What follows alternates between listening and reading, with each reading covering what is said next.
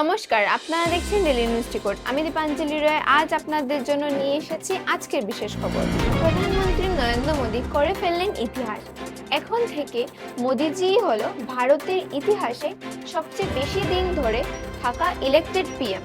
তিনি প্রায় 4,398 দিন পার করে যাচ্ছেন, যেটা আগে ছিল জওহরলাল নেহেরুর নামে। এটি একটি খুবই বড় মাইলস্টোন, রাজনীতিতে একটি বড় আপডেট। সুস্মিতা দেব তৃণমূল কংগ্রেস থেকে ইস্তফা দিয়েছেন। তিনি নিজেই বলছেন এটা তার পার্সোনাল ডিসিশন, কিন্তু রাজনৈতিক মহলে চর্চা শুরু হয়েছে। শোনা যাচ্ছে খুব শীঘ্রই তিনি বিজেপিতে যোগ দিতে পারেন। দেখা যাক আগে কি হয়। এবার শ্রীভূমি জেল থেকে একটি শকিং খবর। জেলের ভেতর মোবাইল ফোন সাপ্লাই করার অপরাধে 4 জন জেল অফিসিয়ালকে অ্যারেস্ট করা হয়েছে।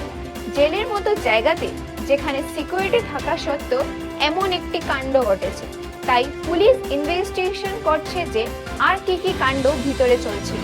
আসাম থেকে একটি খুব সুন্দর আর পজিটিভ খবর। আসাম সরকার একটি নতুন ভালো উদ্যোগ নিয়েছে। টি গার্ডেনের ছাত্রছাত্রীরা যাতে কোনো কারণে তাদের পড়াশোনা ছাড়ে না, তার জন্য সরকার বছরে 5,400 টাকা করে ট্রান্সপোর্ট এআই দেবে। এটি অনেক গরিব পরিবারদের অনেক ধরনের সাহায্য হবে।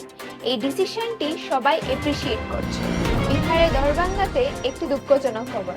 বিহারের দরভাঙ্গাতে একটি নৌকা ডুবে যাওয়ায় দুর্ভাগ্যবশত 3 জন মহিলা এখনো নিখোঁজ।